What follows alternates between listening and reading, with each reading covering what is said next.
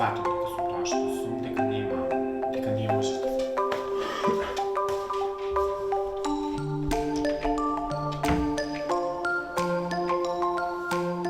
Повикуваат дека јас треба да бидам силувана, тепана, убивана, токму заради тоа што јавно зборувам за проблемите и потребите на трансродовата заедница, а и воглавно на целата ЛГБТ заедница.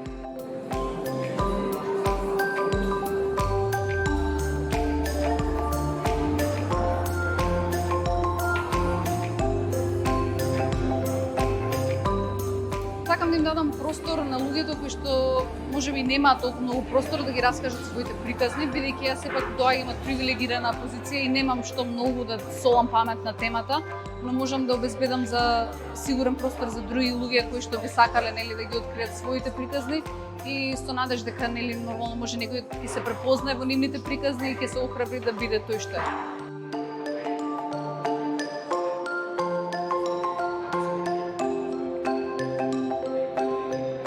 Мојата привилегирана позиција во општество како цис жена на која што родот и полот и се имаат совпаднато во животот, го сватев како привилегија која што можам да искористам за да застанам на страната на заедницата која што истата ја немала.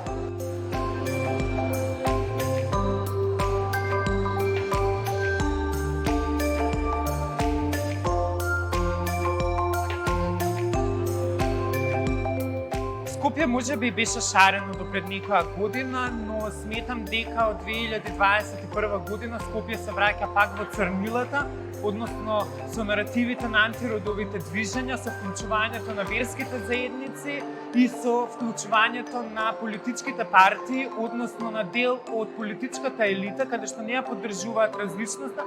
Искрено си да си живееме во собствен меур и на личности со кои што нели комуницираме, со кои што се дружиме и така и јас си живеам во тој, во собствениот меур и за среќа мојот меур е доста шарен. Сигурна сум дека има многу различни меури, дека има некои доста по-монохроматски од моите, но за среќа ги има и шареници.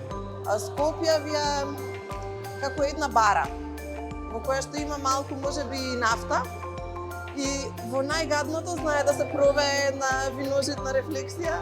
Значи и во грдотијата има малечки проблесоци на убавина. Она што е важно е како да направиме мовчиња помеѓу сите тие барички со нафта и да го направиме малку Скопје поспектакуларна од таму и остатокот од нашата држава.